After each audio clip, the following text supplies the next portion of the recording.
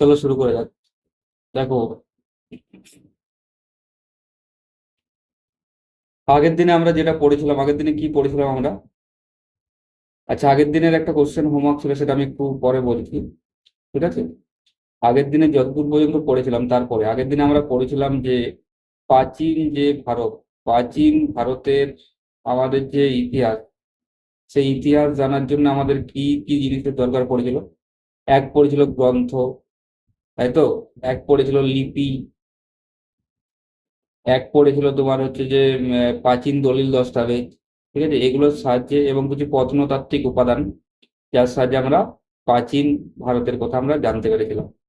তো সেখান থেকে আমাদের আজকের চ্যাপ্টার নাম হচ্ছে যে আমাদের কি চ্যাপ্টার, ভারতীয় সভ্যতার উদয়।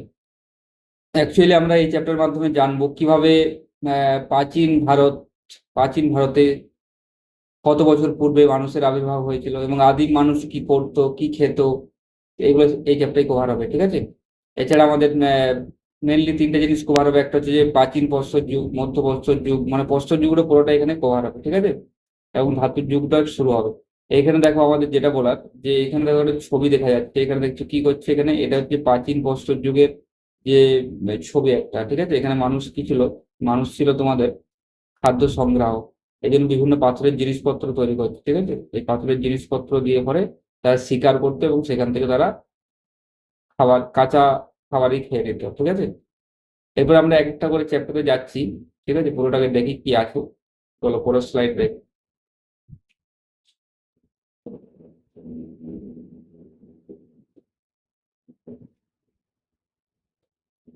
চলো আজকের ক্লাস শুরু মোটিভেশন দিয়ে। কি লেখা আছে দেখো, never give up, great thing take time. কখনোই যখনই একটা কাজ শুরু করবে, শুরু করার সাথে সাথেই কি তার রেজাল্ট পাওয়া যাবে? পাওয়া যাবে না নিশ্চয়ই। তার জন্য কিছুদিন ওয়েট করতে হবে, কিছুদিন একই রকম মেহনত করতে হবে, তবেই তো আমরা সেই জিনিসের রেজাল্ট পাবো। তাই যেহেতু তুমি কোনো কাজ যখন শুরু করেছো, ঠিক আছে, সেই কাজটা দুদিনের বেসিসে কোনো জাজমেন্ট করবে না। ঠিক আছে, কাজটা করতে থাকো, কন্টিনিউ করতে থাকো, আর কোনো অবস্থায় নিজেকে কুইট করা যাবে না। ঠিক আছে, করতে থাকো। কারণ একটা জিনিস জানো, যে একটা জিনিস বড় জিনিস হতে গেলে টাইম লাগে, গ্রেট থিংস টেক্স টাইম। ঠিক আছে, যখনই দেখবে যে কি হবে, যখনই একটা বড় জিনিস হবে, অল্প অল্প অল্প অল্প করে যখন একটা বড় জিনিস তৈরি হবে, তখন কি হবে, লোক দেখবো। এই যে চীনের প্রাচীর যদি আমি ধরি, তো চীনের প্রাচীর শি হুয়াংজি নির্মাণ করেছিলেন। সেই চীনের প্রাচীর কি একদিনে তৈরি হয়েছিল? না, একদিনে তৈরি হয়নি, কিন্তু একদিন তৈরি হয়েছিল। তাহলে এই যে এত বড় একটা প্রাচীর তৈরি হয়ে গেল, যেখানে 6টা ঘোড়া পাশাপাশি দৌড়তে পারে, তাহলে এই প্রাচীর কি হলো, আমাদের বিশ্বের একটা পরিচিত নাম হিসাবে আজও থেকে গেছে। ঠিক আছে, তাহলে তোমাদের কি করতে হবে, তোমাদেরকে রেগুলার বেসিসে পড়াশোনা করে যেতে হবে। তোমাদেরকে ভাবার দরকার নেই যে আজ কতটা উন্নতি হলো কি হলো, তুমি কেবল পড়াশোনা করে যাও, দেখবে একদিন ঠিক উন্নতির শিখরে ঠিক পৌঁছে গেছে। ঠিক আছে, চলো বেশি বললে ক্লাসটা লং হয়ে যাবে, আমরা পরের স্লাইডে যাই। চলো অ্যাকচুয়াল চ্যাপ্টার এখান থেকে শুরু আমাদের। এখান থেকে কি আছে, পৃথিবীতে মানুষের প্রথম আবির্ভাব ঘটে কত সালে? 4.2 মিলিয়ন বছর পূর্বে। কোথায়? আফ্রিকায়। খুব ইম্পর্টেন্ট। তাহলে পৃথিবীতে প্রথম মানুষের আবির্ভাব, প্রথম মানুষের সন্ধান পাওয়া যায় কোথায়? আফ্রিকাতে, আফ্রিকা মহাদেশে। এবং হচ্ছে যে কত বছর আগে? আজ থেকে প্রায় 4.2 বিলিয়ন বছর পূর্বে। ঠিক আছে, আর সেটা হচ্ছে যে ভারতে কখন পাওয়া যায়? ভারতে মানুষের আবির্ভাব ঘটে খ্রিস্টপূর্ব 2 থেকে 3 লক্ষ বছর আগে, মানে 2 থেকে 3 লাখ বছর আগে ভারতে মানুষের আহ আবির্ভাব খুঁজে পাওয়া যায়। তাহলে আমাদের যে, যদি সারা পৃথিবীতে দেখি, তাহলে 4.2 মিলিয়ন বছর পূর্বে প্রথম আফ্রিকাতে হয়েছিল মানুষের আবির্ভাব, এবং ভারতেও হয়েছিল আজ থেকে খ্রিস্টপূর্ব 2 থেকে 3 লক্ষ বছর আগে ভারতে। ঠিক আছে, কোশ্চেন দেখে অ্যান্সার করো। যদি পৃথিবীতে বলে 4.2 মিলিয়ন হবে, যদি ভারতে বলে 2.3 লক্ষ বছর আগে হবে। ঠিক আছে, এরপরে দেখো এবং কোথায়, ভারতের মধ্যে কোথায়? ভারতের মধ্যে আমাদের যে শিবালিক পার্বত্য অঞ্চল আছে, শিবালিক পার্বত্য যে অঞ্চল আছে, সেই পার্বত্য অঞ্চলে প্রথম মানুষ্য জাতীয় প্রাণীর, মানে পুরোপুরি মানুষ না, মনুষ্য জাতীয় প্রাণীর একটা ফসিল পাওয়া যায়। মানে আমাদের অ্যাকচুয়ালি পূর্বের মানুষ আর এখনকার যে আমাদের হোমোসেপিয়েন্স সেই হতে অনেক টাইম লেগেছে, ঠিক আছে। তো পুরনো মানুষ যেটা আদিম মানুষ যারা ছিল, মানে মানুষ জাতীয় প্রাণী যেটা ছিল, যেমন হচ্ছে রামা পিথাকাস ছিল আর হচ্ছে শিব পিথাকাস ছিল, এই দুটো ছিল আমাদের তখনকার ফসিল। কোথায় পাওয়া গেছে? শিবালিক পার্বত্য অঞ্চল, ঠিক আছে। এই যে রামা পিথাকাস ছিল মেল ভার্সন আর শিব পিথাকাস ছিল ফিমেল ভার্সন। এতদূর পর্যন্ত ক্লিয়ার? দেখো এখানে কি আছে, হোমো ইরেকটাস গোত্রের মানুষের ফসিল পাওয়া যায় কত আরো পরে, 1.4 মিলিয়ন বছর পূর্বে। কোথায়? আমাদের নর্মদা যে নদী আছে তার হাতনোড়া বলে একটা জায়গা আছে, সেই প্লেসে এটা পাওয়া যায়। তাহলে এতদূর পর্যন্ত ক্লিয়ার? আমি আরেকবার জিস্ট করে দিচ্ছি। আজ থেকে 4.2 মিলিয়ন বছর পূর্বে আফ্রিকাতে প্রথম মানুষের আবির্ভাব ঘটে, এবং হচ্ছে যে ভারতে প্রথম মানুষের আবির্ভাব ঘটে 2 থেকে 3 লক্ষ বছর আগে।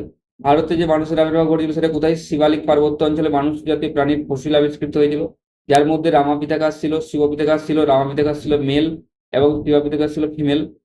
আর হচ্ছে যে হোমো ইরেকটাস যে গোত্রের ফসিল পাওয়া গেছে সেটা কোথায়? 1.4 মিলিয়ন বছর পূর্বে নর্মদার হাতনোড়াতে, ঠিক আছে। এরপরে চলো আমরা পরের স্লাইডে যাই। এতে তো কিছু ইম্পর্টেন্ট ফ্যাক্ট আমরা পড়বো, এক এক করে কিছু ইম্পর্টেন্ট ফ্যাক্ট আমাদেরকে পড়তে হবে, ঠিক আছে। কি কি পড়তে হবে সেগুলো আমি একটু দেখে নিই, ঠিক আছে। চলো,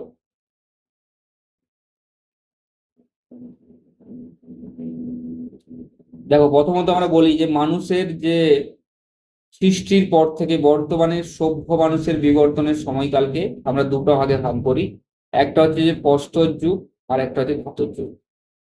তাহলে আমরা কি বললাম আমি, যে আজ থেকে কত বিলিয়ন বছর পূর্বে মানুষের আবির্ভাব হয়েছে বললাম, বলো, এখনই পড়ালাম, বলো। আজ থেকে প্রায় কত বললাম? এই দেখো 4.2 মিলিয়ন বছর পূর্বে, 4.2 মিলিয়ন, 1 মিলিয়ন মানে 10 লাখ, 4.2 মিলিয়ন বছর আগে আমাদের কি হয়েছে? মানুষের আবির্ভাব ঘটেছে, ঠিক আছে। তো 4.2 মিলিয়ন বছর আগে, এই যে 4.2 মিলিয়ন বছর,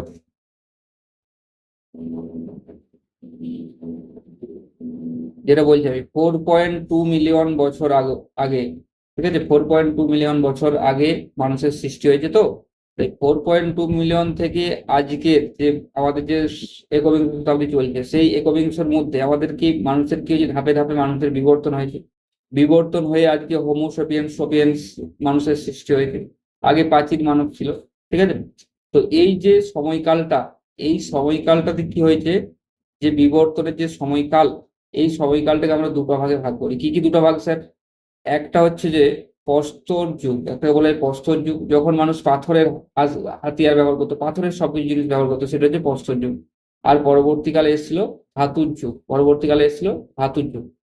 মেনলি আমাদের যে যেটা আমরা একদম আহ, হরপ্পা সভ্যতা যেটা পড়বো, হরপ্পা সভ্যতার যেটা ব্যবহার সেটা হচ্ছে চ্যালকোলিথিক। চ্যালকোলিথিক মানে তাম্র প্রস্তর যুগ, মানে প্রস্তরও ছিল এবং ধাতুর যুগ শুরু হয়েছিল এরকম একটা অবস্থায়। আর লৌহ যুগ শুরু হবে একদম পরে, যখন আর্যরা আসবে তখন লৌহ যুগ আমাদের শুরু হবে। এবং দেখো একটা ডাটা এখানে দিচ্ছে যে প্রস্তর যুগে যে মানুষরা ছিল তারা হচ্ছে নেটিগ্রো শ্রেণীভুক্ত ছিল, নেটিগ্রো শ্রেণীভুক্ত ছিল। এইখানে দেখো বাঁ সাইডে একটা ছবি আছে, এই ছবিতে আমি দেখিয়েছি যে এই যে প্যালিওলিথিক যে প্রস্তর যুগে যে টুলগুলো ছিল, যেগুলো দিয়ে ওরা শিকার করতো বা নিজেদের আত্মরক্ষার জন্য ব্যবহার করতো, সেই টুলগুলোর ছবি মোটামুটি দেওয়া আছে। এগুলো তো পাথরকে কেটে কেটে, পাথরকে ভেঙে ভেঙে এগুলো করা হতো। এগুলো হচ্ছে প্রস্তর যুগের টুলস। এগুলো কি কাজে লাগতো? এগুলো শিকার করতে কাজে লাগতো। এগুলো হচ্ছে যে তোমার হচ্ছে যে আত্মরক্ষার কাজে লাগতো, এগুলো ছিল। এরপরে চলো আমরা পরের স্লাইডে যাই। আজকের ক্লাস খুব ছোট ক্লাস, খুব বড় ক্লাস না, এটা একটু ভালো করে বুঝতে হবে, দাঁড়াও।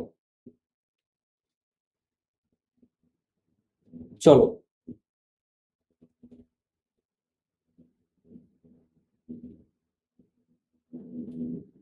দেখো এখানে আমরা কি আছে, pre historic culture of India, pre historic culture of India. দেখো আমরা যদি, মানে যেটা বলছিলাম আমি, যে আমাদের যে 4.2 বিলিয়ন আগে মানুষের সৃষ্টি হয়েছে, সেই মানুষ থেকে আজকে আমাদের দিনের এই যে মডার্ন মানুষ, ঠিক আছে, এই মডার্ন মানুষ হতে টাইম লেগেছে, ঠিক আছে। সেই টাইম লাগাটার মধ্যে আমাদের যে বিবর্তন, এই বিবর্তনটাকে আমরা কয়েকটা ভাগে ভাগ করি, কতগুলো যুগে ভাগ করি। প্রথমে দেখো আমাদের হচ্ছে পেলিওলিথিক পিরিয়ড। পেলিওলিথিক পিরিয়ড মানে হচ্ছে যে তোমার প্রস্তর যুগ। এটা অনেক বই দেখবে লেখা আছে 5 মিলিয়ন থেকে 10,000 বেশি, কিন্তু যেটা ফাইন্ডিং টাইম মানে যেটা শেষ টাইম সেটা হচ্ছে ফিক্সড। প্যালিওলিথিক পিরিয়ড মানে কি, মনে হচ্ছে প্রস্তর যুগ। কি প্রস্তর যুগ? প্রাচীন প্রস্তর যুগ। এই প্যালিওলিথিক পিরিয়ড মনে হচ্ছে প্রাচীন প্রস্তর যুগ। প্রাচীন প্রস্তর যুগের ক্ষেত্রে আমরা দেখব যে সীমারেখা যেটা 2 মিলিয়ন থেকে 10,000 বিসি। বিসি মানে হচ্ছে বিফোর খ্রিস্ট, মানে খ্রিস্টপূর্বাব্দ। তাহলে এইটা দেখবে অনেক বইয়ে দেখবে 5 মিলিয়ন থেকে 10,000 বিসি লেখা আছে, কিন্তু অ্যাকচুয়াল ডাটা হচ্ছে যে এই যে 10,000 বিসিতে প্রাচীন প্রস্তর যুগটা আমাদের শেষ হয়ে গেছিল, ঠিক আছে।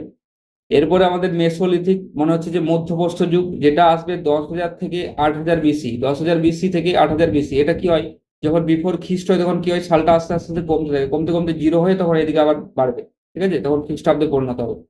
এরপরে আমরা 3 নাম্বার দেখছি আমরা কি, নিওলিথিক এজ। নিওলিথিক এজ কত, 8,000 থেকে 4,000 বিসি। তাহলে প্রথমে 2 মিলিয়ন থেকে আমরা দেখলাম যে 10,000 খ্রিস্টপূর্বাব্দ।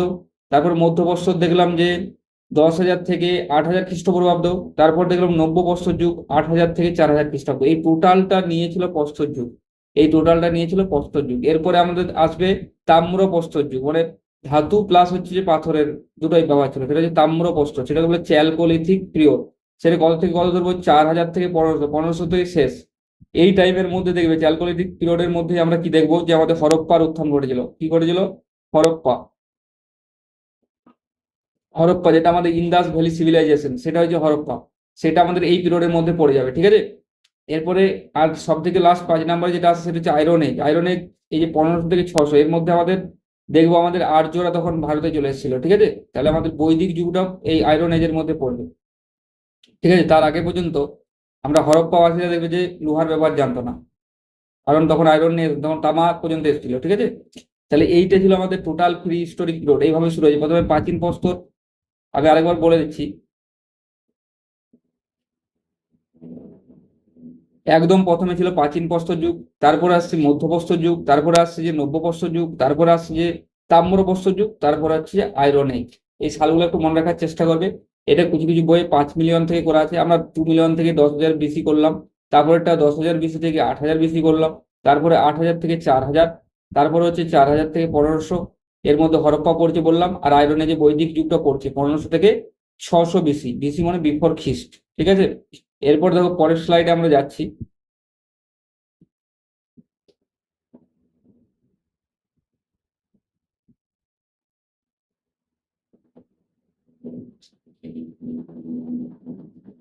এখানে দেখো আমাদের যে আছে, কি আছে এখানে,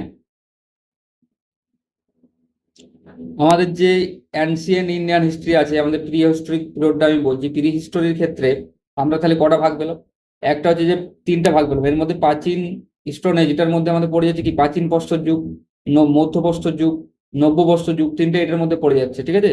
তারপরে আমরা ব্রোঞ্জ এজ, যেটা তামার সঙ্গে টিন মিশিয়ে ব্রোঞ্জ তৈরি হচ্ছে, সেই ব্রোঞ্জ এজ যেটা আমি বললাম এখন একটু আগে, তাম্রপ্রস্তর, এটার মধ্যে পড়বে। আর পরবর্তীকালে আসবে আয়রন এজ। এই 3টে এজ তোমরা বুঝতে পারলে আগের স্লাইডে।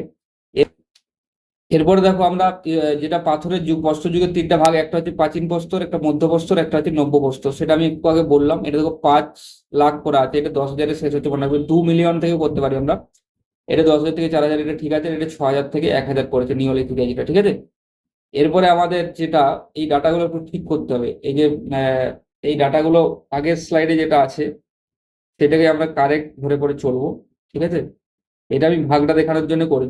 এখানে মনে রাখবে তোমরা 2 মিলিয়ন থেকে 10,000, 10,000 থেকে 8,000, 8,000 থেকে 4,000, ঠিক আছে। তারপর দেখো এটা যেটা ছিল 2 থেকে, 2 মিলিয়ন থেকে ছিল কত, 10,000। এটা ছিল 10,000 থেকে 8,000। এটা ছিল 8,000 থেকে 4,000, ঠিক আছে। এরপরে আমরা দেখবো যদি প্রস্তর যুগে, প্রাচীন প্রস্তর যুগকে আবার 3টা ভাগে ভাগ করেছে। একটা হচ্ছে লোয়ার প্যালিওলিথিক কালচার, একটা হচ্ছে মিডিল প্যালিওলিথিক কালচার, একটা হচ্ছে আপার প্যালিওলিথিক কালচার। এই 3টে জিনিসকে আমরা ডিটেলসে পড়ছি পরের স্লাইডে। ভাগটা মোটামুটি তোমাদেরকে আমি বুঝাতে পেরেছি যে আমাদের যে প্রি হিস্টোরিক পিরিয়ড ছিল সেটাকে 3 ভাগে ভাগ করলাম, 3টা এজে, এবং প্রস্তর যুগকে আরো 3টা ভাগে ভাগ করলাম, এবং প্রাচীন প্রস্তর যুগের আরো 3টা ভাগ রয়েছে, ঠিক আছে। এগুলো সব আমি আসছি এবং তোমাদেরকে পরপর দিয়ে বলছি। চলো এরপর দেখো প্রাচীন প্রস্তর যুগ।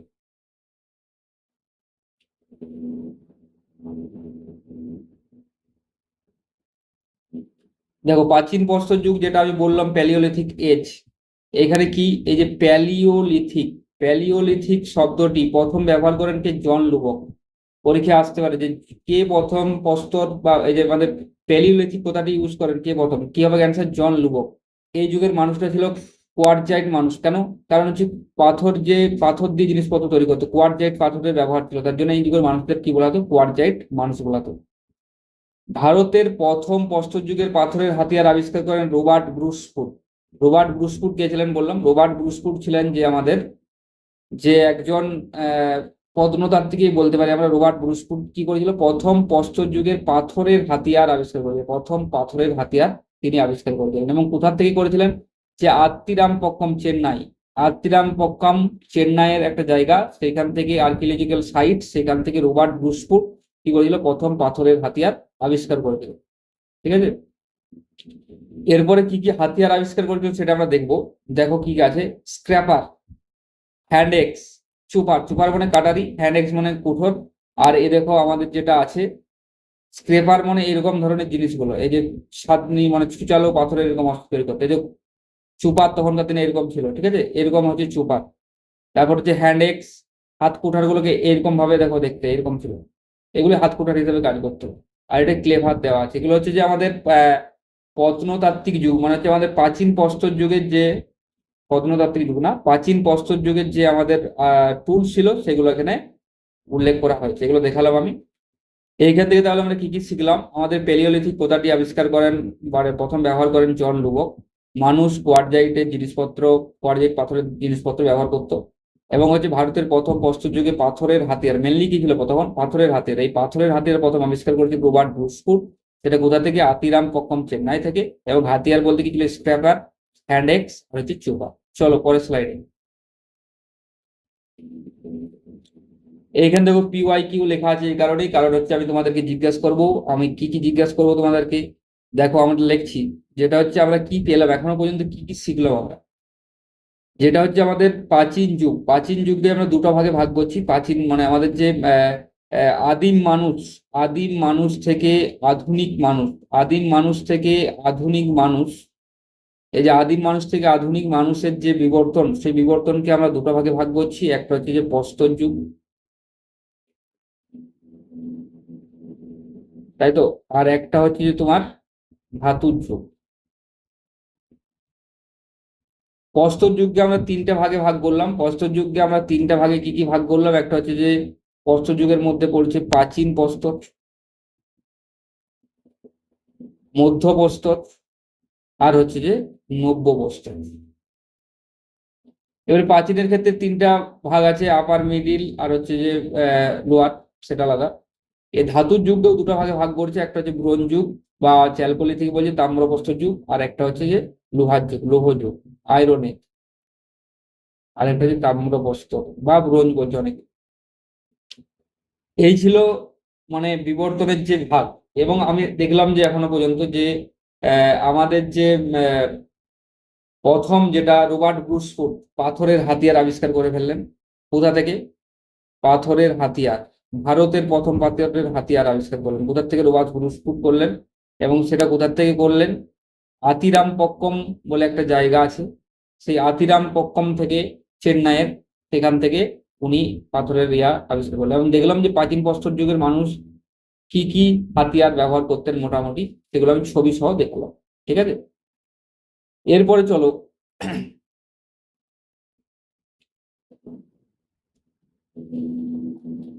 দেখো এরপর প্রাচীন প্রস্তর যুগ, যেটা আমাদের কি বলছি, লোয়ার প্যালিওলিথিক এজ, যেটা আমি বললাম। দেখো প্রাচীন প্রত্নপ্রস্তর যুগ, আগে তো প্রাচীন প্রস্তর যুগের ভাগ, এখন কি পড়ছি আমরা? প্রাচীন প্রস্তর যুগের ভাগ। আমি তিনটা ভাগ বললাম, একটা লোয়ার, মিডিল, একটা আপার। তাহলে এই যে লোয়ার মিডিলে কি কি ছিল, তখনকার দিনে অস্ত্র কি ছিল, মানে আমি এটা কি করছি বলতো, প্রাচীন প্রস্তর যুগটাকে আরো ডিটেলসে পড়ছি। তখনকার দিনে অস্ত্র বলতে হাত কুঠার ছিল, কাটারে ছিল, আর চাচনি ছিল। ঠিক আছে, এই প্রাচীন প্রস্তর যুগের নিদর্শন কোথায় পাওয়া গেছে? আমাদের বোলান উপত্যকা, মধ্যপ্রদেশের, এবং ভীমবেটকা, সিংভূম, যেটা ঝাড়খণ্ডে, এবং উত্তর পশ্চিম পাঞ্জাব অঞ্চলের সোন নদী দ্বারা বিভক্ত পটওয়ার মালভূমি। তাহলে এই জায়গাতে প্রাচীন প্রত্নপ্রস্তর যুগের নিদর্শন পাওয়া যায়। ঠিক আছে, তাহলে এখান থেকে আমরা তিনটা জিনিস জানলাম যে এই সময়ে মানুষের অস্ত্র বলতে হাতকুঠা ছিল, কাটারি ছিল, আর চাচনি ছিল।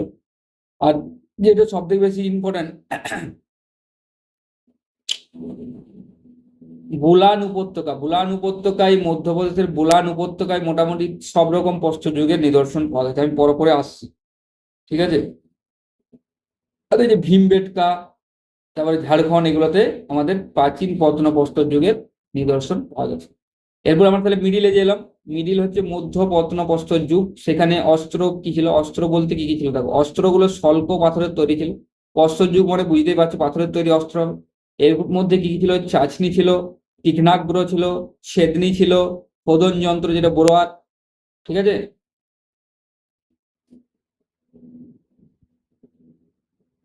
ছেদনি আর খোদন যন্ত্র ছিল, তাই তো।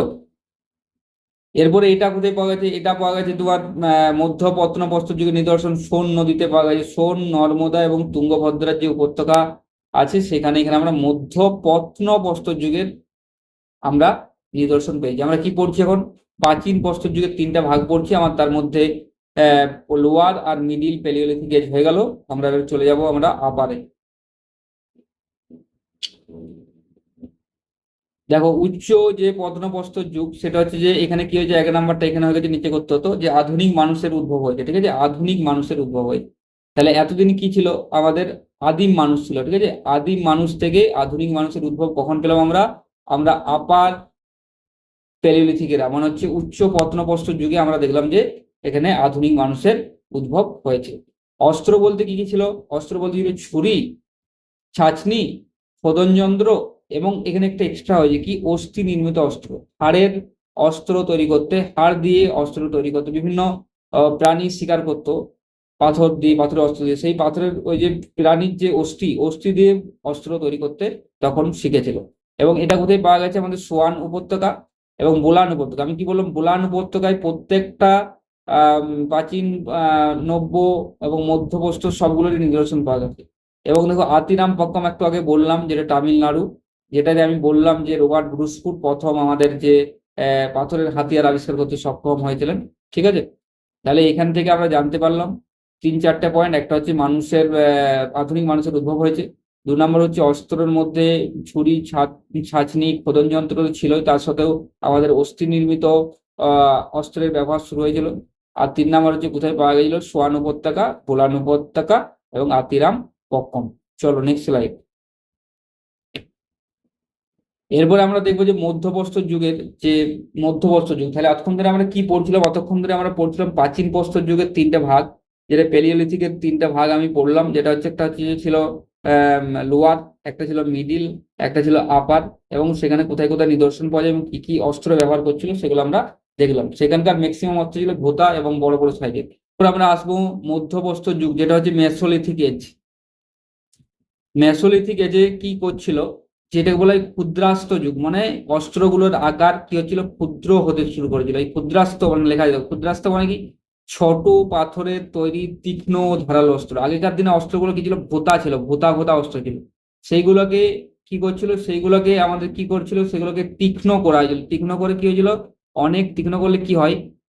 সেগুলোকে তীক্ষ্ণ করা হয়েছিল। ঠিক আছে, সেগুলোকে করা হয়েছিল তীক্ষ্ণ, একদম ছুচালো অস্ত্র করা হচ্ছিল। সেগুলো হচ্ছে ক্ষুদ্রাস্ত্র, ছোট ছোট পাথরের তীক্ষ্ণ ও ধারালো অস্ত্র। ভারতের মধ্যে প্রথম মাইক্রোলিথ মানে ক্ষুদ্রাস্ত্র কোথায় পাওয়া গেছে? কার্লাইল বিন্ধ্য পর্বতের গুহার মধ্যে আবিষ্কৃত হয়েছে। ভারতের মধ্যে প্রথম যে ক্ষুদ্রাস্ত্রের আবিষ্কার, সেটা কোথায় পেয়েছি আমরা? বিন্ধ্য পর্বতে কার্লাইল যে আহ, কার্লাইল গুহার মধ্যে আবিষ্কৃত হয়েছে। তাহলে অস্ত্র কি? অস্ত্র আমি একটা দেখালাম, দেখো এটা হচ্ছে বর্ষা ফলক, বর্ষা এবং ক্ষুদ্রাস্ত্র, কর্তনী, এগুলো ছিল তখনকার দিনের অস্ত্র। এগুলো আরো সুচালু করতে ছিল। প্রথমে ভোঁতা ভোঁতা অস্ত্র তৈরি করতে হলে চার কোণে এরকম অস্ত্র তৈরি হয়ে যেত। এইটাকেই পাতলা করে একটা তীক্ষ্ণ এরকম ছুরির মতো করতো, বর্ষার মতো করতো। ঠিক আছে, সবচেয়ে ভালো ব্যাপার এই সময় হচ্ছে গরু ও ভেড়ার মতো প্রাণীকে গৃহপালিত করার চেষ্টা করা হয়। কি হয়? ঘোড়া আর সরি, ঘোড়ার ব্যবহার তো জানতো না। এই সময় তাহলে কি বললাম আমি, ঘোড়া কেউ লিখবে না, এই সময় কি হয়েছিল, এই সময় হচ্ছে গরু আর ভেড়া, গরু আর ভেড়ার মতো প্রাণীকে গৃহপালিত করার চেষ্টা শুরু হয়েছিল। তাহলে এটা কোথায় পাওয়া গেছে, স্থান কোথায়, পাঁচমারি, তারপর হচ্ছে ভীমবেটকা, লাংঘাচ। এই পাঁচমারি ভীমবেটকা হচ্ছে মধ্যপ্রদেশের, লাংঘাচ হচ্ছে গুজরাটের জায়গা, ঠিক আছে। তাহলে এই সময় কি হলো, মধ্যপ্রস্তর যুগে আমি কি বললাম, মধ্যপ্রস্তর যুগে আমি বললাম এটা ক্ষুদ্রাস্ত্রের যুগ বলা হয়, কারণ হচ্ছে এখানে ক্ষুদ্র ক্ষুদ্র অস্ত্রের ব্যবহার শুরু হয়েছিল। ভোঁতা অস্ত্রগুলো থেকে আস্তে আস্তে কি হয়েছিল, ধারালো করে বল্লম, বর্ষা এই সকল তৈরি করার চেষ্টা করা হচ্ছিল। এবং হচ্ছে যে এই সময় কি হয়েছিল, গরু আর ভেড়ার মতো প্রাণীকে গৃহপালিত করার চেষ্টা করা হয়েছিল। এবং হচ্ছে যে এই সমস্ত জিনিস দেখা যায় ভীমবেটকা এবং হচ্ছে লাংঘাজ গুজরাটের, এই সমস্ত জিনিসের নিদর্শন পাওয়া গেছে। আর প্রথম আমাদের যে ক্ষুদ্রাস্ত্র আবিষ্কার হয়েছিল সেটা হয়েছিল বিন্ধ্য পর্বতের কার্লাইল গুহার মধ্যে। চলো এরপরে আমরা চলে যাই নেক্সট স্লাইডে। তার আগে বলো তোমাদের ক্লাস করতে কেমন লাগছে। আগে একটা ক্লাস করেছো, দ্বিতীয় ক্লাসের জন্য তোমরা আগ্রহ সহকারে আছো, আমি তোমাদেরকে তাড়াতাড়ি এই ক্লাসটা প্রোভাইড করার চেষ্টা করছি, ঠিক আছে। আমরা 3 দিন সপ্তাহে হিস্ট্রি ক্লাস করাবো, ঠিক আছে, একদিন ছাড়া ছাড়া করাবো। মানে প্রথমে দিনটা যদি মঙ্গলবার হয়, আমি ধরে নিই টুইসডে যদি হয়, তারপরের ক্লাসটা হবে আমাদের বৃহস্পতিবার মানে থার্সডে, তারপরের ক্লাসটা হবে শনিবার মানে স্যাটারডে। এই 3 দিন মোটামুটি হিস্ট্রি ক্লাস বিকালের দিকে পাওয়া যাবে, ঠিক আছে। আমি পরে অ্যানাউন্স করে দেবো যে কবে কবে কি ক্লাস হচ্ছে। আর বাকি অল্টারনেট ডেগুলো যেটা সোম বুধ শুক্র আছে সেগুলোতে আমরা ম্যাথ ক্লাস নিয়ে আসার চেষ্টা করছি, ঠিক আছে। চলো এখন ইতিহাসটা কমপ্লিট করি আমরা, দেখো পড়তে ভালো লাগবে। এরপরে আসছি আমাদের তাহলে কি কি পড়া হলো আমাদের এখনো পর্যন্ত, আমাদের এখনো পর্যন্ত পড়া হলো আমাদের প্রাচীন প্রস্তর যুগ, ঠিক আছে। তারপর প্রাচীন প্রস্তর যুগের 3টা ভাগের নিদর্শন, 3টা ভাগের বৈশিষ্ট্য আমরা দেখলাম। এরপর মধ্যপ্রস্তর আমরা পড়লাম। তারপরে এলাম আসছি আমরা কোথায়, নব্যপ্রস্তর যুগে। নব্যপ্রস্তর যুগে কি হয়েছিল, মানুষ কি হয়েছিল, শিকার ও খাদ্য সংগ্রহের পরিবর্তে খাদ্য উৎপাদক হয়ে ওঠে। মানুষ কি চাইছে, মানুষ তো আগেকার দিনে মানুষ কি করতো, মধ্যপ্রস্তর যুগ তো দেখলাম আমরা কি করছি, পাথরের বিভিন্ন হাতিয়ার তৈরি করছি, হাতিয়ার তৈরি করে সেগুলো শিকার করছে, সেগুলো কাঁচা খাবার খেয়ে নিচ্ছে, ঠিক আছে, বিভিন্ন জায়গায় যা পাচ্ছে তাই খাচ্ছে, ঠিক আছে। তাহলে এই যে মানুষ কি করতে, তাহলে শিকারের প্রচুর শিকার এবং খাদ্য সংগ্রহে ম্যাক্সিমাম দিনটা কেটে যেত। এখন কি করলো মানুষ, নব্যপ্রস্তর যুগে এসে মানুষ কি করলো, খাদ্য উৎপাদন করবো, এই একটা তৈরি হলো যে খাদ্য উৎপাদন করে খাবো, ঠিক আছে, খাদ্য উৎপাদন করে খাবো। তাহলে এটা প্রথম খাদ্য উৎপাদনের কনসেপ্ট কখন এলো, নব্যপ্রস্তর যুগে। এরপর কি হয়েছিল, অস্ত্র তো তৈরি হয়েছিল ধারালো অস্ত্র, এগুলো আরো অত্যন্ত ধারালো করা হলো এই যুগে, অত্যন্ত ধারালো করা হলো এবং পাথরের অস্ত্র, অত্যন্ত ধারালো পাথরের অস্ত্র তৈরি করা হলো এবং সেগুলোকে পালিশ করতে শিখলো মানুষ, কি করতে শিখলো, পালিশ করতে শিখলো।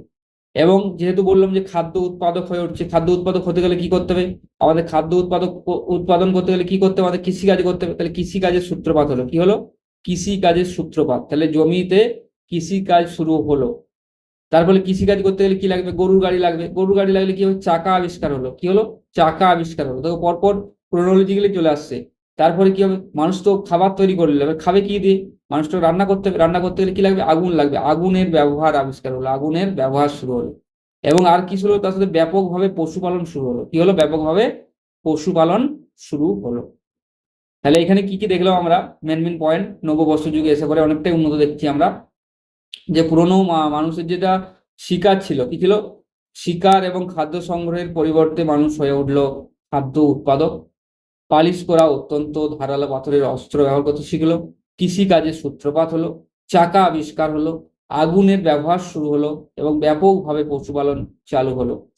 এবং এই যে এই এত কিছু জিনিস হচ্ছে দেখে পরে আমাদের গর্ডন চাইল্ড কি বললেন, যে এখন নব্যবস্তর যে একটা বিপ্লব শুরু হয়েছে, মানে নিওলিথিক রিভলিউশন বললো, এই যে ঘটনাগুলো পরপর ক্রোনোলজিক্যাল হতে থাকলো, এটার জন্য কি হলো, একটা নব্যবস্তর বিপ্লব বললেন, এই যেটা বললেন নব্যবস্তর বিপ্লব। কারণ দেখলাম আমরা প্রাচীন প্রস্তর এবং মধ্যপ্রস্তর যুগে যেরকম ছিল সেখান থেকে নব্যপ্রস্তর যুগটা হঠাৎ করে অনেকটা চেঞ্জ চলে এলো, অনেকটা রিভলিউশন হয়ে গেল। তার জন্য গর্ডন চাইল্ড কি করেছে, এটাকে নিওলিথিক রিভলিউশন বলে ব্যাখ্যা করেছেন।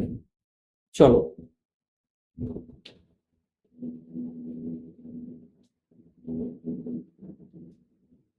এরপরে আরো বৈশিষ্ট্য আছে, কি বৈশিষ্ট্য না, মাটির বাসন তৈরি করার কাজ শুরু হলো। তাহলে আমাদের যেহেতু ধরো কৃষি কাজ শুরু হলো, যেহেতু কি হলো, যেহেতু কৃষি কাজ শুরু হলো, খাবার উৎপাদিত হলো, শস্য উৎপাদিত হলো, এগুলোকে রান্না করার ব্যবস্থা করতে হবে, তাই তো, রান্না করার ব্যবস্থা না করলে খাবে কি করে, আগুনের যেহেতু আবিষ্কার হয়ে গেছে রান্না করার ব্যবস্থা করতে হবে। রান্না করার ব্যবস্থা করলে কি হবে, মাটির বাসন তৈরির কাজ শুরু হলো, তাহলে বাসন লাগবে, বাসন তৈরির কাজ শুরু হলো। এবং শুধু বাসন তৈরির কাজ না, এটাকে পুড়িয়ে কালো করা হলো, লাল রঙের করা হতো। এগুলো এই নব্যপ্রস্তর যুগের বৈশিষ্ট্য।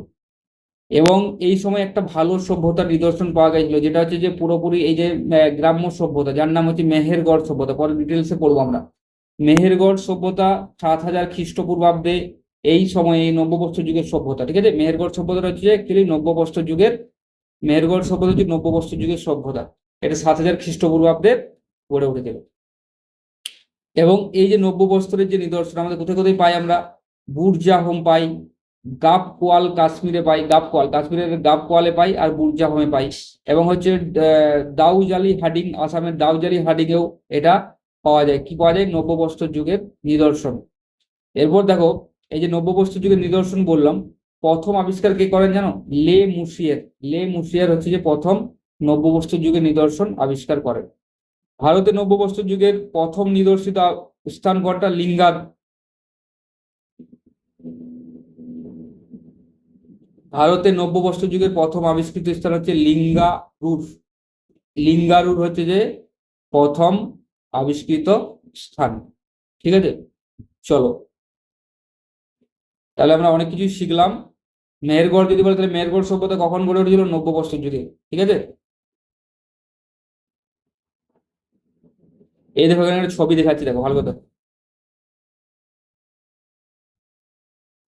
এই ছবিতে দেখো, এটা হচ্ছে পুরো নব্যপ্রস্তর যুগের ছবি। এই যে ছবিটা দেখতে পাচ্ছি, এটা হচ্ছে নব্যপ্রস্তর যুগ, নিওলিথিক এজ। এই যুগে দেখো মানুষ কি হচ্ছে, একটা বসতি তৈরি করতে শিখছে। কেন বসতি তৈরি করছে, কারণ মানুষ তো এবার আর ঘুরে বেড়াবে না, ঘুরে ঘুরে খাদ্য সংগ্রহ করে করে খাবে না। তো এখন কি হচ্ছে, মানুষ চাইছে যে একটা বসতি স্থাপন দেখো শুরু হয়েছে, দেখো কিছু বসতি স্থাপন শুরু হয়েছে। এবং এই বসতি স্থাপন যেহেতু আগুনের ব্যবহার হয়েছে, বাসনপত্রও তৈরি হয়েছে। এই দেখো শিল নোড়ার ব্যবহার করছে এখানে। এখানে দেখো কি হচ্ছে, মানুষের যে অস্ত্রগুলো দেখো, এই যে অস্ত্রগুলো দেখো বল্লমের মতো করেছে না, এগুলো লিয়া করতো। এখানে দেখো পাথরের, এই যে সব কাছ থেকে কি হলো, সব পাথরের। এইগুলো এগুলো দিয়ে দেখো বিভিন্ন উৎপাদিত ধান ফসল বা উৎপাদিত যে ফসলগুলো, ধানের ব্যবহার হয়তো তখন জানতো না, উৎপাদিত যে ফসলগুলো হতো সেই ফসলগুলো কাটার ব্যবস্থা হয়েছে। এবং পশুপালন, এই যে পশু দেখে আমরা বুঝতে পারছি প্রচুর পরিমাণে পশুপালন, পশুপালন ব্যাপকভাবে শুরু হয়েছিল চাষবাসের সঙ্গে সঙ্গে, ঠিক আছে। তাহলে এই ছবি থেকে আমরা কি বুঝতে পারছি, আমরা এখানে কৃষি কাজের শুরু হয়েছিল এবং পশুপালন শুরু হয়েছিল এই যুগে। এরপর দেখো আমরা আসছি,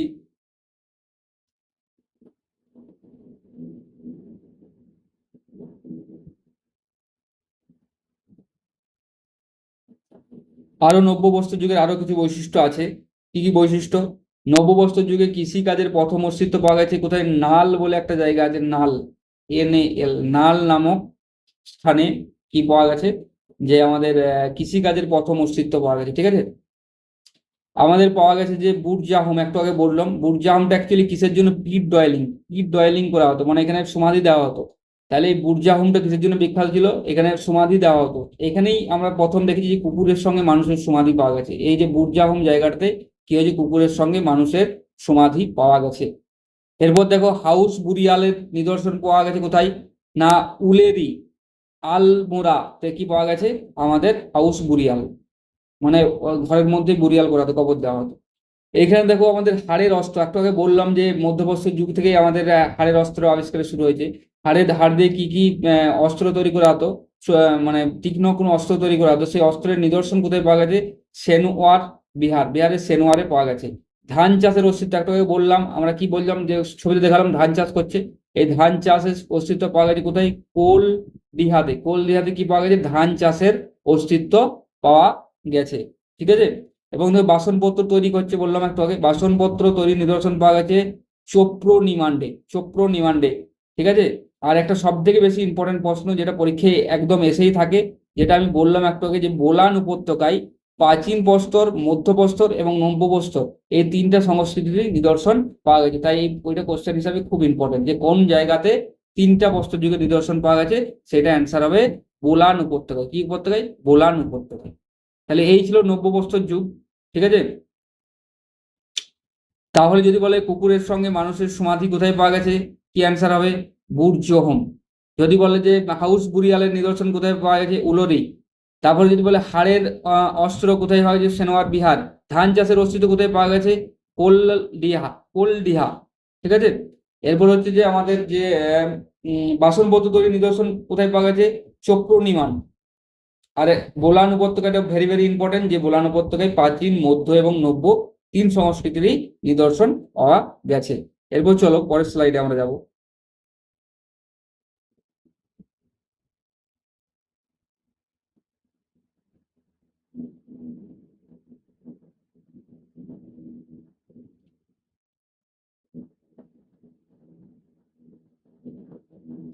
এই দেখো আমরা একটা জিনিস দেখি এখানে, দেখো মৃতদেহর একটু আগে বললাম যে মৃতদেহ সমাহিত করার জন্য বিভিন্ন জিনিসের আবিষ্কার করা হয়েছে। এইটা আমাদের একটু বৃহৎ প্রস্তর সংস্কৃতি বা হচ্ছে মেগালিথিক কালচার। মেগালিথিক কালচার কেমন ছিল সেটা আমি তোমাদেরকে দেখানোর চেষ্টা করছি। এই যে মেগালিথিক কালচারটা তোমরা দেখতে পাচ্ছ, মেগালিথিক কালচারটা অন্য কিছু না, এটা খুব ইম্পর্টেন্ট, সব বই পাবে না, এটা আমি বহু কষ্ট করে জোগাড় করেছি। মেগালিথিক কালচার মনে হচ্ছে যে মৃতদেহ সমাহিত করার জন্য বৃহৎ আকৃতির প্রস্তরখণ্ড দ্বারা সমাধিক্ষেত্র তৈরি করা হতো। এই দেখো এখানে আমি দেখো দুটো ছবি দেখেছি, একটা হচ্ছে যে এটা হচ্ছে মেন হির, এটা হচ্ছে মেন হির, আর এটা হচ্ছে ডলমেন। ডলমেনে কি হতো, এরকম পাথরের উপর পাথর চাপা দিয়ে উপর একটা বড় চাই দিতে হতো, এটা হচ্ছে সমাধি, এটা কোনো একটা জিনিসের সমাধি তৈরি করা হতো এইভাবে, ঠিক আছে। এই সমাধিটা হচ্ছে ডলমেন, এই যে দেখতে পাচ্ছ এই সমাধিটা হচ্ছে ডলমেন। আর এই লম্বা লম্বা পাথর গেঁথে যেটা করা হতো সেটা হচ্ছে মেন হিপ। এটা তাহলে কি, এটা হচ্ছে মৃতদেহ, এই জায়গায় এইটা দেখলে বুঝতে পারতাম যে এখানে মৃতদেহ সমাহিত করা আছে, এরকম করা আছে মানে এখানে মৃতদেহ সমাহিত করা আছে, ঠিক আছে।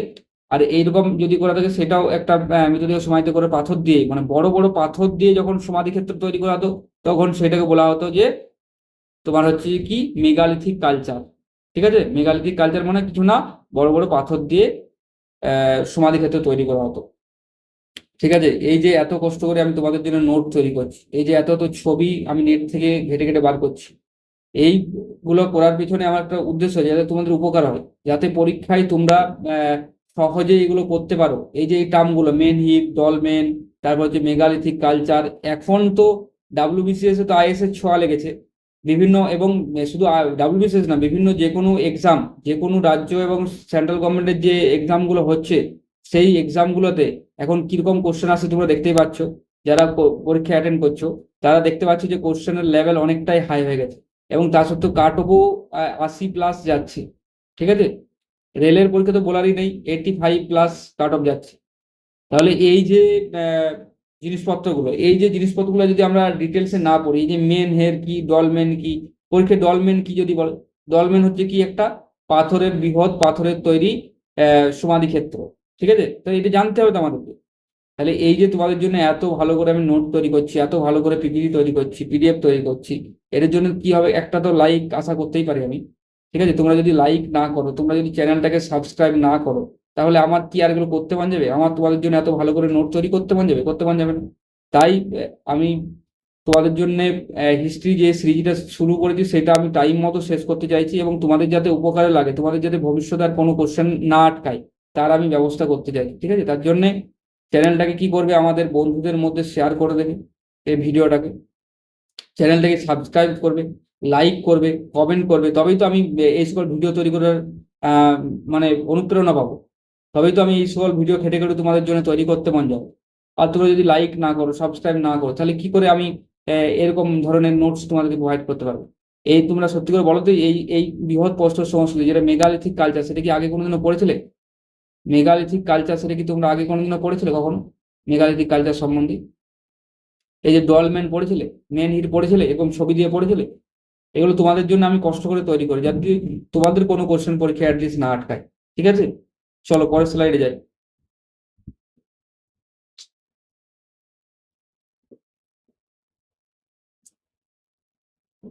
এরপর তাহলে চলে এলাম আমরা ধাতুর যুগ, ঠিক আছে। তাহলে আমরা অতক্ষণ ধরে যেটা পড়ছিলাম, আমরা কি কি পড়লাম, আমরা হচ্ছে যে প্রস্তর যুগ বললাম, প্রথমে কি বললাম, প্রস্তর যুগ। প্রস্তর যুগের ভাগ বললাম প্রাচীন প্রস্তর, মধ্যপ্রস্তর, নব্যপ্রস্তর। প্রাচীন প্রস্তর যুগের যে বৈশিষ্ট্যগুলো সেগুলো তিনটা ভাগে ভাগ করলাম, একটা লোয়ার, আপার, একটা মিডিল, এই তিনটার বৈশিষ্ট্য বললাম।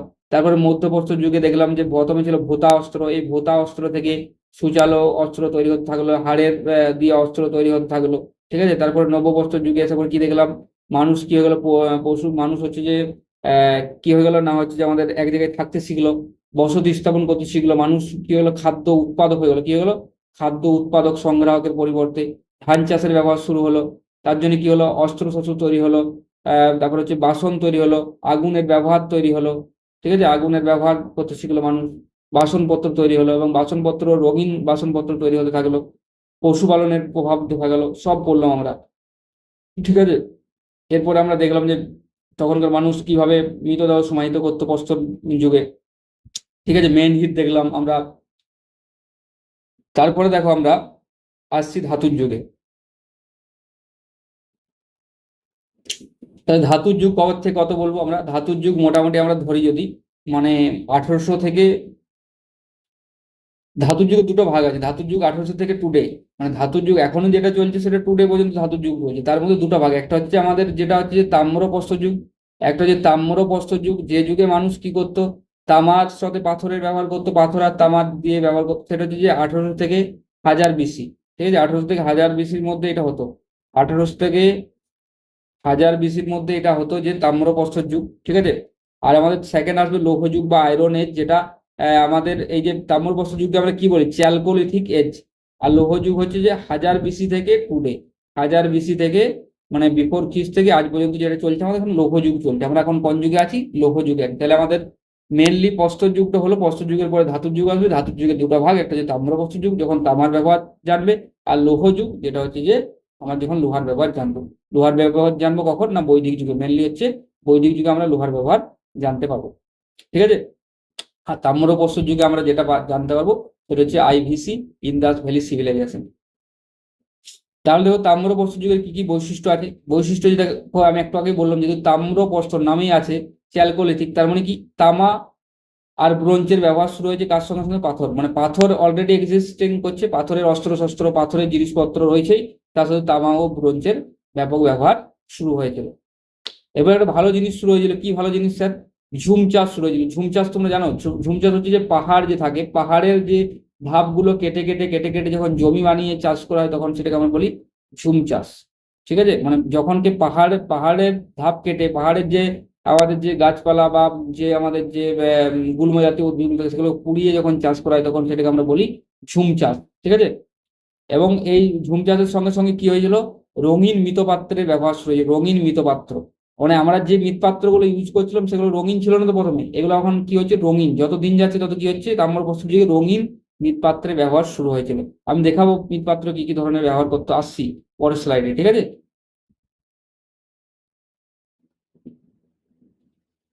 এই দেখো তাম্রপ্রস্তর যুগের আরো যে আমাদের কোথায় কোথায় পাওয়া গেছে নিদর্শন সেগুলো একটু জানি। আহট, রাজস্থানের একটা জায়গা আহট, সেখানে তাম্রপ্রস্তর যুগের নিদর্শন পাওয়া গেছে।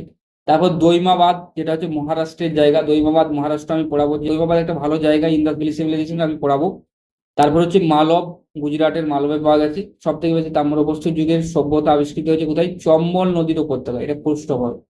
সবচেয়ে বেশি তাম্রপ্রস্তর যুগের সভ্যতা আবিষ্কার হয়েছে কোথায়? চম্বল নদী উপত্যকা। চম্বল নদী উপত্যকায় কি হয়েছে, সব থেকে বেশি আমাদের তাম্রপ্রস্তর যুগের সভ্যতার নিদর্শন পাওয়া গেছে। তাহলে এখানে কোথায়? রাজস্থান, জৈমাবাদ আর মালব, গুজরাট। এই ছিল আজকের ক্লাস। এরপর আমাদের লৌহ যুগ আসবে পরবর্তীকালে। ঠিক আছে, আমরা এখন দেখবো যে কি কি ধরনের পাথরের যে জিনিসপত্রগুলো বললাম, মৃৎপাত্র, মৃৎপাত্র কি কি ধরনের হতো সেগুলো আমি একটু দেখি। ঠিক আছে, তোমাদের জন্য একটা কোশ্চেন হোমওয়ার্ক থাকবে। কি হোমওয়ার্ক থাকবে বলো দেখি? হোমওয়ার্ক থাকবে তোমাদের কোশ্চেন, যে বলবে যে তোমরা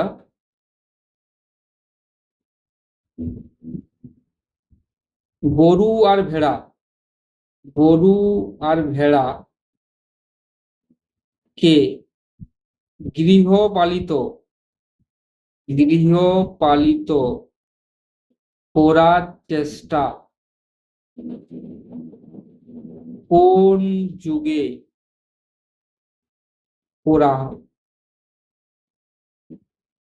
কোন যুগ থেকে করা হয়, তাই এটা তোমরা আমাকে জানবে। অপশন যদি লাগে, প্রাচীন প্রস্তর যুগ, মধ্যপ্রস্তর যুগ, নব্যপ্রস্তর যুগ। আর যদি প্রস্তর যুগ কোন প্রস্তর যুগে সেটা বলতে হবে। ঠিক আছে, প্রাচীন প্রস্তর যুগে যদি হয় তাহলে প্রাচীন প্রস্তর যুগের কোন প্রস্তর যুগে সেটা তোমাদেরকে উল্লেখ করে দিতে হবে। এটা কমেন্ট করো। এটা আমি পরের ক্লাস ধরবো তোমাদের, যখন পরের ক্লাস শুরু হবে তখন এটা কোশ্চেন আমি অ্যান্সার দেবো তোমাদের। তোমরা ততক্ষণকে এটা ভেবে কি অ্যান্সার হবে সেটা বার করো। এরপরে চলো আমাদের যেটা বলছিলাম যে মৃৎপাত্র, মৃৎপাত্র আমাদের যেটা বলছিলাম সেই মৃৎপাত্র কি কি হয় সেটা আমরা দেখি। তার আগে দুটো আরো বৈশিষ্ট্য আছে, সেই দুটো বৈশিষ্ট্য একটু পড়ে নিই। যে আমাদের যে মধ্যপ্রস্তর যুগ যেটা গেল, সেখানে আমাদের কি দেখবো, হরিণের ছবি সব থেকে বেশি অঙ্কিত হয়েছিল।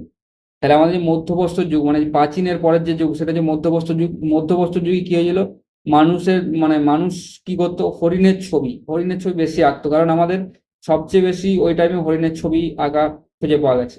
কিভাবে খুঁজে পেল না, প্রত্নতাত্ত্বিক যারা হয়, যারা প্রত্নতাত্ত্বিকবিদ হয়, তারা কি করে, বিভিন্ন জায়গায় সাইটে গিয়ে পরে দেখে, এবং সেখানে মাটি খুঁড়ে বিভিন্ন যখন প্রত্নতাত্ত্বিক নিদর্শন আবিষ্কার করে, তখন দেখেছে সেখানে আমাদের হরিণের ছবি বেশি আঁকা ছিল অনেক। আর ধান চাষ কখন শুরু হয় বললাম, নব্যবস্ত্র যুগের মূল বৈশিষ্ট্যটাকে পড়লাম আমরা, যে ধান চাষ করতে থাকে মানুষ। মানুষ যখনই উৎপাদক হয়ে যায় সংগ্রাহকের পরিবর্তে, তখন থেকে কি হয়, ধান চাষ তৈরি হয়। ধান চাষটা কোথায়, আমাদের নব্যবস্ত্র যুগের মূল বৈশিষ্ট্য। এই তো হয়েছিল। এরপর আমার যেটা বলার ছিল, যে আমাদের যে মৃৎপাত্রগুলো ছিল, মৃৎপাত্র মানে মাটির তৈরি পাত্র, সেগুলোকে রং, মুদ্রণ এবং অলঙ্করণের উপর ভিত্তি করে 4 ভাগে আমাদের ভাগ করা হয়েছিল। মৃৎপাত্রগুলো কি করা হয়েছিল, যে আমাদের মুদ্রণ, রং এবং অলঙ্কারের উপর ভিত্তি করে 4টে ভাগে ভাগ করা হয়েছিল। কি কি 4টে ভাগ? একটা হচ্ছে যে অকো অকো কালার্ড পোটেরি, ওসিপি বলা হয়। একটা হচ্ছে যে ব্ল্যাক অ্যান্ড রেড ওয়ের, BRW বলা হয়। একটা হচ্ছে যে প্রিন্টেড গ্রে ওয়ের, PGW বলা হয়। আর একটা হচ্ছে নর্দার্ন ব্ল্যাক পলিশড ওয়ের, NBPW বলা হয়। দেখো, এগুলো দেখবো যে আমরা কন ছবির সাহায্যে দেখে নিচ্ছি, এটা কন যুগে কন মানুষ ব্যবহার করতো। এই যে লাস্টেরটা NBPW, এটা ধনী মানুষেরা ব্যবহার করতো, ঠিক আছে। ব্ল্যাক পলিশ ওয়ের, এগুলোতে ব্ল্যাক পলিশ করা হতো, সেগুলোতে ধনী মানুষেরা ব্যবহার করতো। আর এটা ব্ল্যাক অ্যান্ড রেড, রেড আর ব্ল্যাক করা হতো, এক সাইডটা ব্ল্যাক করা হতো, এক সাইডটা রেড করা হতো, পাত্রে দুটো সাইড তো। আর ওকো কালারদের ক্ষেত্রে এমনি রঙিন কালার করা হতো। আমি একটু করে এগুলো বলে দিচ্ছি, ঠিক আছে। ধরো, তোমাদের জন্য আমি একটু বলে দিচ্ছি, একটু ওয়েট করো।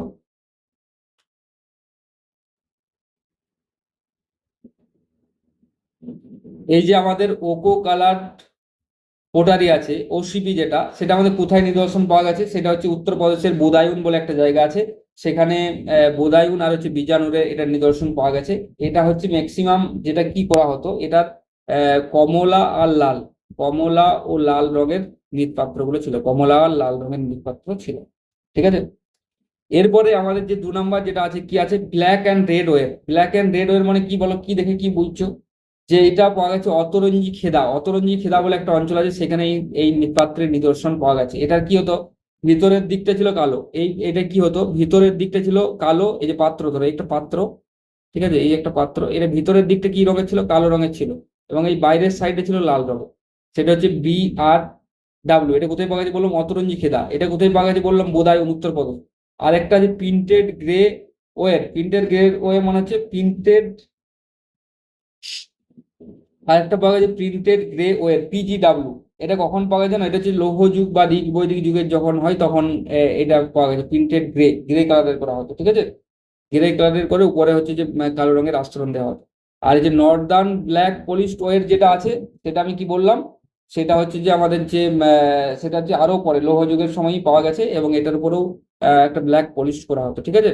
আমি দেখাচ্ছি, ওই ছবির সাহায্যে জিনিসটা দেখালে আরো হয়তো ক্লিয়ার হবে। দেখো, পরের স্লাইডে দেখো, এই দেখো যেটা খুঁজছিলাম, এক সেকেন্ড। এই দেখো, প্রথমে বৈদিক যুগে মানে আর্লি বৈদিক যুগে কি ব্যবহার করতো, যে আর রেড ওয়ের, এন্ড হচ্ছে যে ওকো কালার পটেটো আমি কি বললাম, একটু কমলা রঙের হবে। বাটটা কি রঙের হবে বললাম, কমলা রঙের, কমলা রঙের হবে বললাম না, কমলা বা লাল কোকো কালার পটেটো, এটা বৈশিষ্ট্য। পরবর্তীকালে আমাদের আবিষ্কার হয়েছিল যে এই যে কি হয়েছিল, BRW, তাই তো। BRWর ক্ষেত্রে কি হয় দেখো, ভিতরের দিকটা হচ্ছে যে ভিতরের দিকটা ব্ল্যাক, এই যে দেখতে পাচ্ছ, ভিতরের সাইডটা হচ্ছে ব্ল্যাক, আর উপরের সাইডটা হচ্ছে যে রেড। ভিতরের সাইডটা হচ্ছে ব্ল্যাক, উপরের সাইডটা হচ্ছে রেড, ঠিক আছে, ব্ল্যাক রেড। এরপরে দেখো, যে আমাদের যেটা আছে, এক সেকেন্ড, এখানে কি আছে, প্রিন্টেড গ্রে ওয়ের, PGW। এটা কখন, এটা হচ্ছে লেটার বৈদিক পিরিয়ড, মানে হচ্ছে পরবর্তী বৈদিক যুগে আবিষ্কার হয়েছিল। এটা দেখো কিরকম করে, প্রিন্টেড গ্রে, একটা গ্রে কালার থাকবে, ধূসর রঙের একটা কালার থাকবে, ঠিক আছে। ধূসর রঙের করা হতো, মানে যখন পুড়িয়ে পরে এটা কি করা হতো, গ্রে কালারের করা হতো। লিমিটেড গ্রে ওয়ের ক্ষেত্রে কি করতো, ধূসর রঙের করতো, পুড়িয়ে ধূসর রঙের করা হতো। এটা লেটার বৈদিক পিরিয়ড, মানে পরবর্তী বৈদিক যুগ, এবং হচ্ছে মহেঞ্জোদারো পিরিয়ড, মানে মহাজনপদ পিরিয়ড, যেখানে মহাজনপদ ছিল, ষোড়শ মহাজনপদ ছিল, সেই সময় এইগুলো ইউজ করা হতো। ঠিক আছে, এরপরে দেখো আরেকটা জিনিস এখানে দেখাচ্ছি আমি, সেটা হচ্ছে যে NBPW, যেটা বললাম, Northern black polish web, Northern black polished web. এখানে কি করা হতো, এইটা হচ্ছে যে যারা হচ্ছে যে মানে পুরো ব্ল্যাক করে দেওয়া হতো, এই যে কি ব্ল্যাক পালিশ করা হতো। যখন এগুলো এখনকার দিনেও দেখবে এগুলো আছে, এই যে ব্ল্যাক পালিশ, এটা কখন আবিষ্কার, মানে কখন ইয়া হতো, এটা হচ্ছে যে আমার যেটা এটা বৈদিক যুগে, পরবর্তী বৈদিক যুগের পরে, মানে লৌহ যুগের সময় এটা পাওয়া যেত। এবং এই যে এটা বড় লোকেরা ব্যবহার করতো, যারা হচ্ছে ধনী মানুষ ছিল, ধনী মানুষেরা এই জাতীয় আমাদের হচ্ছে যে কি বলে যেন মৃৎপাত্র ব্যবহার করতো। ঠিক আছে, তাহলে এতদূর পর্যন্ত মৃৎপাত্র তোমাদের ক্লিয়ার। মৃৎপাত্র নিয়ে কারো কোনো প্রশ্ন থাকার কথা না, কারণ এগুলো পরীক্ষা আসে। ঠিক আছে, কোকো কালার পোটারি আছে, তারপর হচ্ছে যে BRW, black and red. Black and রেডের ক্ষেত্রে কি ভিতরটা কি করা হয়, ব্ল্যাক অ্যান্ড রেডের ক্ষেত্রে কি বললাম, ভিতরটা হচ্ছে কালো, বারটা হচ্ছে যে লাল। আর ওকো কালারে কি বললাম, কমলা বা হচ্ছে যে আমাদের লাল বাইরেরটা। আর ধূসরের ক্ষেত্রে তো ধূসর, আর ব্ল্যাকের ক্ষেত্রে ব্ল্যাক পলিশ করা হবে। ঠিক আছে, এতদূর পর্যন্ত ক্লিয়ার। চলো পরের স্লাইডে।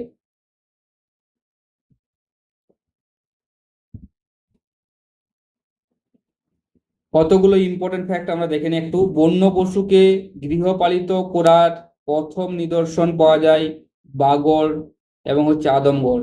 আদমগড় আর বাগড়ে আমাদের গৃহপশু পালিত করার, মানে পশুকে, বন্য পশু, যে বনের পশুগুলোকে গৃহপালিত করার নিদর্শন পাওয়া যায় কোথায়, বাগড় এবং আদিমগড়ে।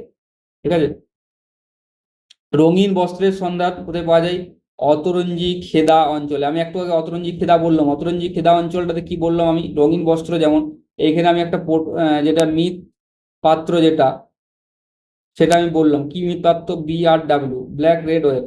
ঠিক আছে, এবং হচ্ছে এখানে রঙিন বস্ত্রের যে সন্ধান পাওয়া গেছিল।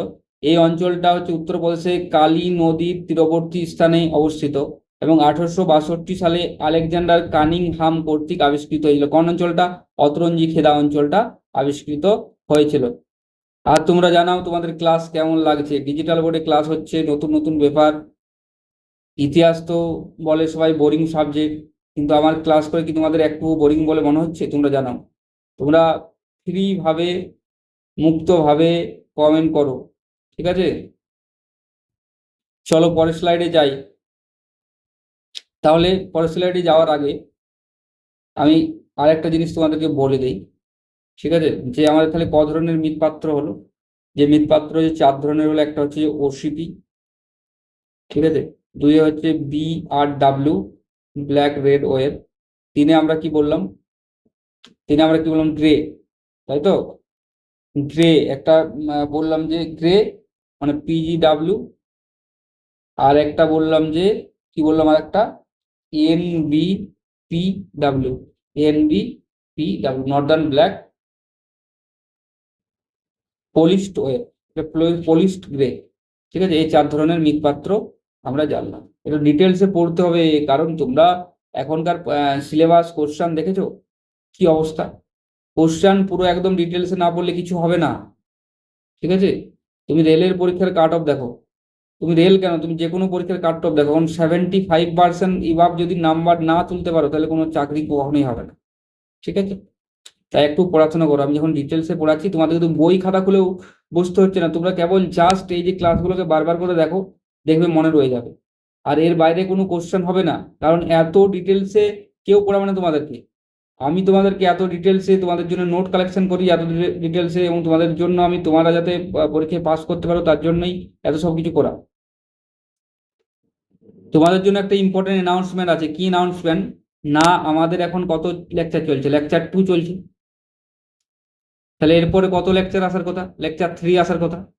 কিন্তু এই লেকচার 3, যেটা হচ্ছে ইন্দাস ভ্যালি সিভিলাইজেশন, সেটা আমি অলরেডি ডিটেলসে প্রিভিয়াস ভিডিওতে কভার করে দিয়েছি। যেটা তোমরা কোথায় পাবে, যেটা আমার প্লে লিস্টে যাবে, আমার চ্যানেলের প্লে লিস্টে যাবে।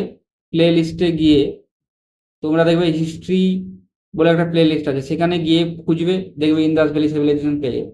ঠিক আছে। আমি এই চ্যানেলে মানে আমি এই ভিডিওর নিচে আমি ওই ভিডিওটার লিঙ্ক আমি দিয়ে দেবো, সেখান থেকেও গিয়ে তোমরা দেখে আসতে পারবে।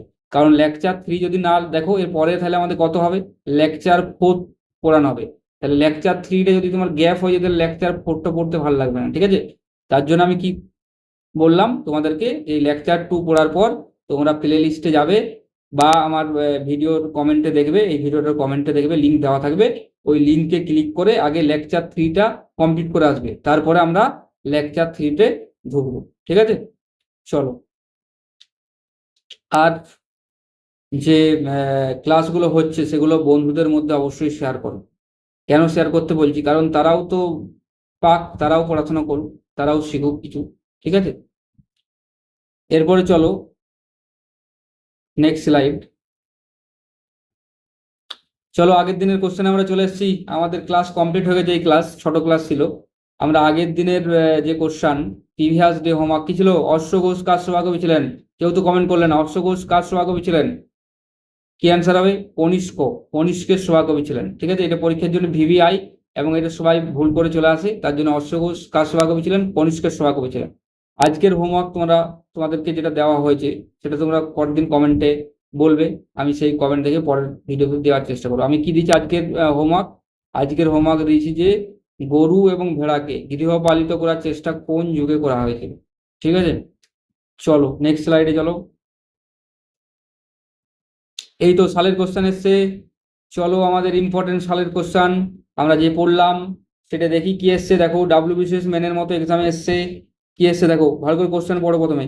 Where do you where do we find the 3 phases palaeolithic, mesolithic and neolithic culture in sequence. কি বললাম, মানে এমন একটা জায়গার নাম বলো যেখানে হচ্ছে যে যেটা হচ্ছে যে কি বলবো, প্রাচীন প্রস্তর যুগ, মধ্যপ্রস্তর যুগ এবং নব্যপ্রস্তর যুগ পরপর তিনটারই নিদর্শন পাওয়া গেছে। কি বললাম আমি অ্যান্সার, একটু আগে বললাম না, বোলান ভ্যালি, বোলান উপত্যকা, তাহলে অ্যান্সার হবে বেলান উপত্যকা। বাকি আর দেখার দরকার নেই, কৃষ্ণা উপত্যকা, গোদাবরী উপত্যকা, কাশ্মীর উপত্যকা, কোনোটাই অ্যান্সার হবে না, অ্যান্সার হবে বোলান উপত্যকায়। আমি একটু আগে এটা বেলান লেখা আছে, বেলান বা হচ্ছে বোলান, ঠিক আছে। এটা তিনটার নিদর্শন পাওয়া গেছে, আমি বললাম না পরীক্ষা খুব ইম্পর্টেন্ট, এটা WBCS মেনে পড়েছে, ঠিক আছে। চলো আমরা সেকেন্ড কোশ্চেনে যাবো। সেকেন্ড কোশ্চেন কি আছে, which of the following is not, এই নট থাকলে আগে বোল্ড করে দেবে, is not a principal tool of the early stone age. Early stone এজে কোনটা পড়নি, দেখো আমি ছবি দিয়ে দিয়ে পড়াইছি, তোমাদের হ্যান্ড এক্স পড়াইছি, হাত কুটার পড়েছি, তোমাদের ক্লেভার পড়িয়েছি, তোমাদের চোপার পড়েছি, এই তিনটার আমি বললাম যে ছবি সহ দেখালাম নাম না, আমরা দেখালাম না এই তিনটে যে ছবি দেওয়া আছে, তোমাদেরকে আরেকবার দেখিয়ে দিচ্ছি। তাহলে তিনটা যেহেতু ছবি দেওয়া আছে, এই তিনটে যেহেতু আমাদের প্রাচীন প্রস্তর যুগের অস্ত্র, ঠিক আছে, তাহলে আমাদের কোনটা অ্যান্সার হবে, অ্যান্সার তাহলে কি হবে, কি বলেছে অ্যান্সার কি চেয়েছে সেটা বুঝতে হবে আগে। অ্যান্সার চেয়েছে যে হুইচ ইজ নট, নট কোনটা, তাহলে স্ক্র্যাপার ছিল না প্রাচীন প্রস্তর যুগে। আর্লি স্টোন এজ, যেটা আর্লি স্টোন এজে একদম, যেটা আর্লি স্টোন এজ বলতে কোনটা বলে জানি, প্রাচীন প্রত্নতাত্ত্বিক যুগ যেটা, সেখানে কি ছিল না, স্ক্র্যাপার ছিল না, সেখানে তিনটে জিনিস ছিল, একটা হ্যান্ড এক্স, ক্লেভার আর হচ্ছে সুপার, ঠিক আছে। চলো এটাও WBCS মেনে এসছে, আর কিছু নেই তোমাদের। পরবর্তী ক্লাসের জন্য একটু ওয়েট করো। 3 নম্বর ক্লাস আগে আবার আরেকবার বলে দিচ্ছি, আমরা আরেকবার ঘোষণা করে দিচ্ছি যে আমাদের যে 2 নাম্বার লেকচার চলছে, তাই তো, লেকচার 2, এই লেকচার 2 এর পর লেকচার 3 যেটা ইন্দাস ভ্যালি সিভিলাইজেশনের উপর, সেটা অলরেডি আমার প্লে লিস্টে তোমরা পাবে, কিংবা এই ভিডিওর কমেন্টে লিঙ্ক দিয়ে দেবো, এখান থেকে দেখে নেবে। এবার আমরা পরের লেকচার, এই দুটো অলরেডি কভার হয়ে গেল, তাহলে আমাদের পরের লেকচার, পরের নেক্সট ভিডিওতে কি পাবো আমরা, নেক্সট ভিডিওতে পাবো আমরা লেকচার 4। লেকচার 4 কোনটা, লেকচার 4 মানে বৈদিক সভ্যতা, তাহলে আমরা সরাসরি বৈদিক সভ্যতায় চলে যাব, ঠিক আছে। তোমরা তার আগে অবশ্যই IVC যেটা বলছি আমাদের লেকচার 3, সেটা অলরেডি আপলোড করা আছে, সেটা অবশ্যই দেখে নেবে, এই ভিডিওর শেষেও এটা দেখে নেবে। চলো, অবশেষে থ্যাংক ইউ, তোমরা সবাই ভালো থাকো।